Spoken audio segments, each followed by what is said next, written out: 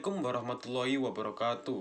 Perkenalkan, nama saya Muhammad Prima Saifullah dari Fakultas Saintek jurusan Teknik Informatika, dan di sini saya akan menyampaikan pandangan ke depan saya sebagai mahasiswa baru Muin Maulana Malik Ibrahim.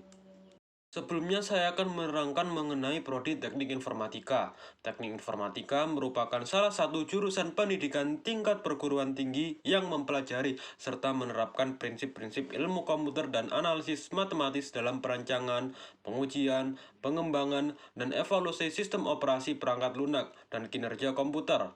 Dalam kata lain, bidang studi ini akan melakukan pembahasan terkait pengolahan data dengan memanfaatkan teknologi komputer yang menggunakan prinsip dan proses logika.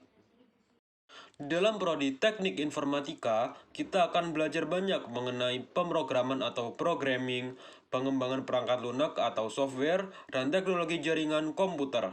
Pada dasarnya, kita akan menjadi penerjemah suatu ide yang harus dituangkan dalam bentuk digital menggunakan bahasa pemrograman tertentu.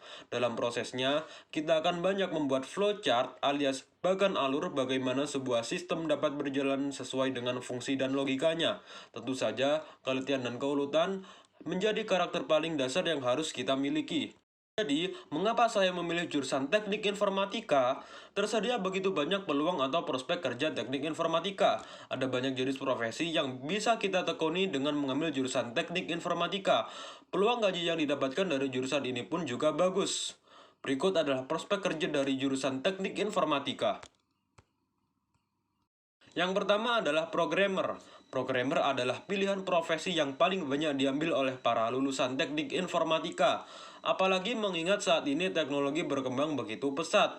Kita bisa memulai sebagai junior programmer terlebih dahulu. Gaji yang didapat untuk memula berkisar antara 5 juta hingga 10 juta rupiah. Yang kedua ada software developer. Software developer merupakan profesi yang berperan penting menciptakan software yang nantinya dipakai untuk menjalankan sebuah sistem. Gaji yang didapat dari seorang software developer bisa mencapai 8 juta rupiah. Ketiga ada web designer. Web designer bertugas merancang sebuah website dan akan bekerja berdampingan dengan web programmer. Gaji yang bisa diperoleh web designer kurang lebih 4 juta rupiah atau bisa lebih tinggi sesuai dengan proyek yang dikerjakan. Selanjutnya ada sistem analisis. Sistem analisis bertugas menganalisis sistem yang akan dipakai di sebuah perusahaan. Sistem analisis akan bekerja berdampingan dengan programmer. Gaji yang diterima oleh sistem analisis berkisar antara 6,5 juta rupiah hingga belasan bahkan bisa puluhan juta rupiah. Selanjutnya ada IT konsultan.